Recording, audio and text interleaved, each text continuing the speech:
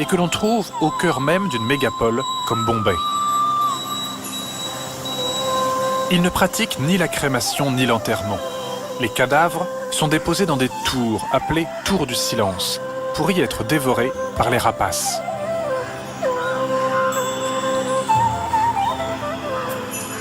À l'abri du fracas de la ville se situe le complexe funéraire Parsi.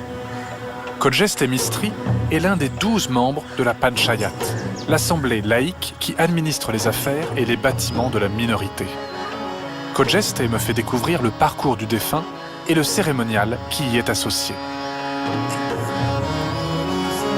Un personnage inattendu y joue un rôle essentiel. C'est l'un des chiens qu'on utilise pour le Sagdid. Oui. Il a 2 yeux physiques et 2 yeux spirituels.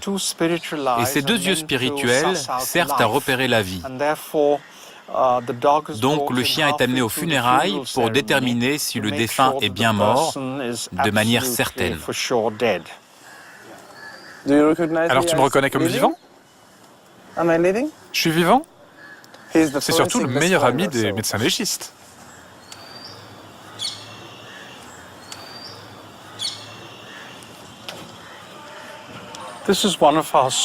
Voilà.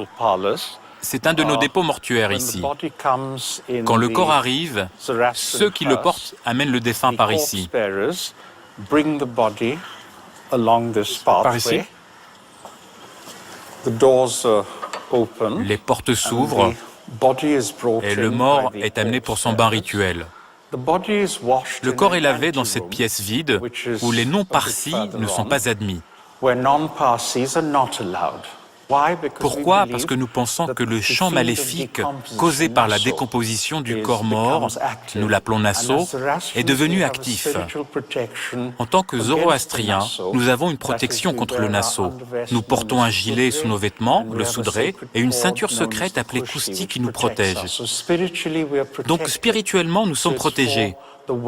Et c'est pour le bien-être des non-zoroastriens que nous avons ces lois très restrictives. Une fois le corps lavé et préparé, l'essentiel du rituel consiste à se protéger du chant maléfique émanant du cadavre. C'est dans ce rectangle que le corps est ensuite placé pour contenir le Nasso. Selon notre tradition, l'âme est censée sortir par l'oreille du défunt. C'est une nouvelle expérience pour la personne qui est morte, puisque c'est la première fois qu'elle meurt. Nous ne croyons pas à la réincarnation, nous croyons à une seule vie physique. Et par conséquent, l'âme est dans un état fragile, de timidité. Et ce que nous faisons, c'est conduire l'âme à la lumière. Donc nous avons une petite lampe naturelle qui brûle, accompagnée de prières, pour lui donner du confort.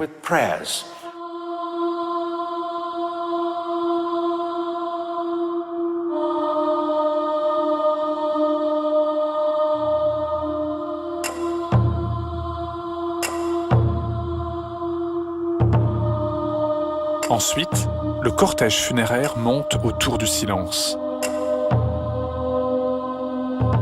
C'est dans le contexte très zoroastrien de la lutte entre le bien et le mal que s'explique l'exposition des corps au sommet des tours.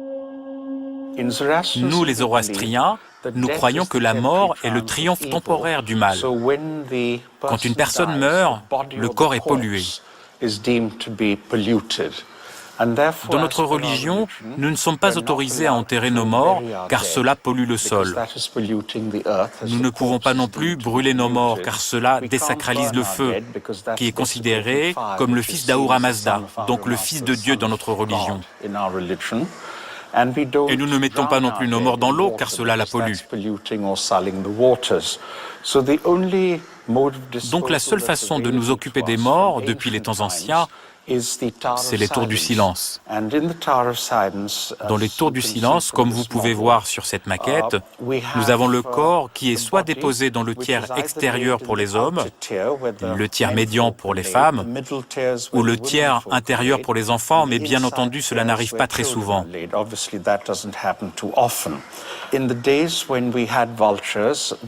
Du temps où nous avions encore des vautours, ils dévoraient les chairs. Mais aujourd'hui, nous avons des milans sacrés sacrés et des corbeaux dans les tours du silence. Mais le principal mécanisme de dégradation des cadavres reste le soleil.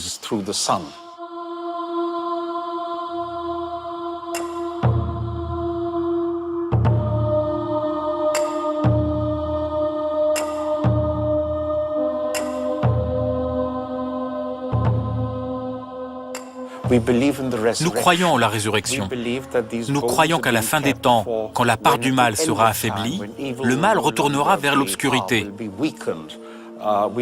C'est à ce moment-là qu'Ahura Mazda, le Seigneur de la sagesse, créateur suprême dans la religion zoroastrienne, Ahura Mazda façonnera les corps à nouveau, mais cette fois de façon parfaite. C'est comme ça que la résurrection fonctionne. Dans un sens, la résurrection est le problème de Dieu, pas le nôtre.